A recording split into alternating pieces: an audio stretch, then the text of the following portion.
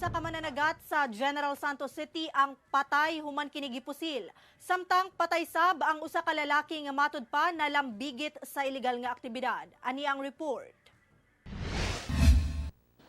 Duha ka pagpamusil na sab ang sagunsong nahitabo sa General Santos City sukad niadtong Domingo. Ang biktima usa ka mananagat nga giilang si Cirilo Sira Jr., 36 anyos, residente sa Barangay Kalumpang. Sumala sa investigasyon, gipusil kini sa tiyan ug hawak nga bahin sa riding in tandem suspects nga padayon pang ginaila sa kapulisan. Padayon pa sab ang investigasyon kalabot sa motibo sa krimen.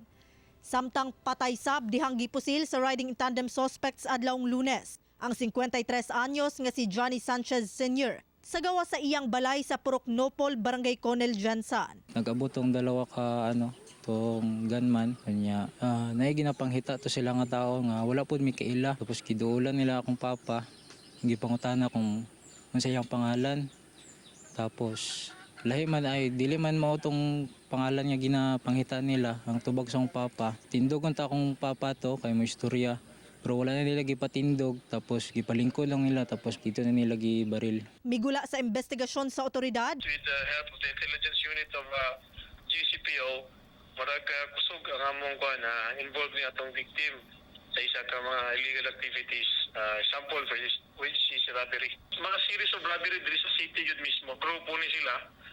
Most probably nagka-quarantine na sila, nagka-onsihanay na sila. Dili gid to tinuod. Buhatan ni sa akong papa, unta konsensya mo ka. Daghan kay mi nakakita, pati ako mamanghod. Gagmay pa kay ako mamanghod. Maluoy ta ka sa mo surrender ka. Balag ka na lang. samtang sumala sa General Santos City Police Office, isolated case ang maong mga insidente. Ila matud pang pangandaman karon ang ilang mga lakang batok pagpamusil sa syudad. Babaguhin namin yung strategy at tinitignan namin kung saan yung pagkukulang namin at aming pupunuan yun dahil ayaw na natin iwasan na mangyari ulit ng ganito.